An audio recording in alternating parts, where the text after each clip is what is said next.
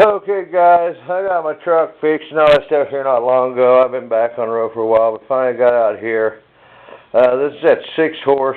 I'm going to try to make it tank cooled or screen cooled. Actually what it is, it's just all the leftover junk parts I had around here. This isn't the actual head for it. This is just a test.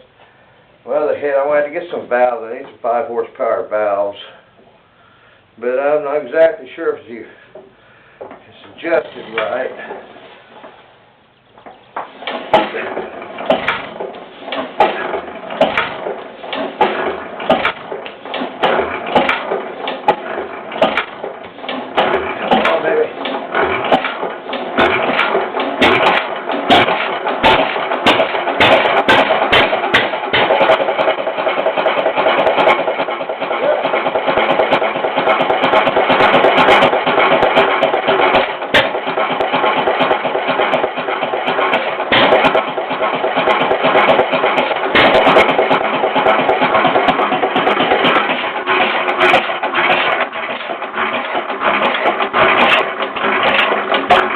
Hey, I got to tighten the bearings up on it.